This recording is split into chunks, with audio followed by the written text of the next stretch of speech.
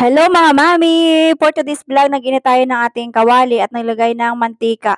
Isang boteng mantika yung aking inilagay at inubos ko siya. Painitin natin ito. Pagkainit nga, meron na tayong na-slice na kamote. Lagay na po natin yung ating kamote. Paprito muna yung ating kamote at malalaki yung ating slice. 1 kilo ito at sa halagang 40 pesos ay magkakaroon na tayo ng merienda.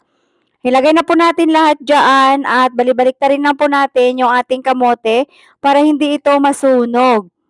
Ayan, medyo matigas-tigas na yung ating kamote at ayan ay ready na para lagyan natin ng asukal.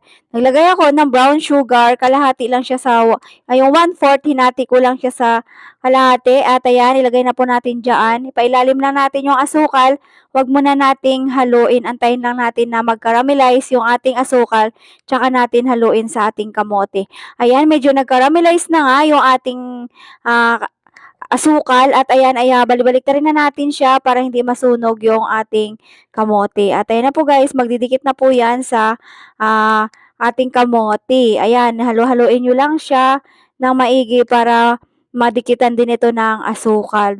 Yan na po guys, balik-baliktarin nyo lang siya hanggang sa maluto. Napakadali lang naman ito lutuin kasi pag hindi ka nito marunong magluto, mabubuo yung asukal, hindi siya nalulusaw. Meron kasing ganyang luto na hindi siya nag-caramelize yung asukal at nagbuo-buo ito. Ganyan guys ang technique pag nagluto ng masarap na kamote Q.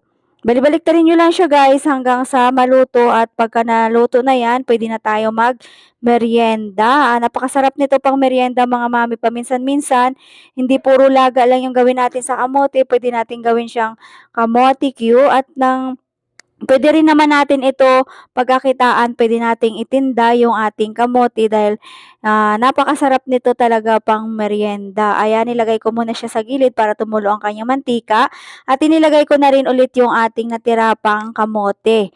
Napakarami nito mga mami, yung 1 kilo ko at talagang napakamura ng pagkakabili ko. O di ba pag bumili ka ng kamote Q, 10 piso, 15 pesos, hindi ka pa mabubusog. Ito ay 40 pesos lang yung aking kamote ay napakarami ng ating maluluto. At yung isang boteng mantika, hindi naman natin mauubos yan. Matipid din naman ito sa mantika. Hinango ko na nga ang ating naluto na naunang kamote at isunod naman natin ito, yung pangalawang salang natin.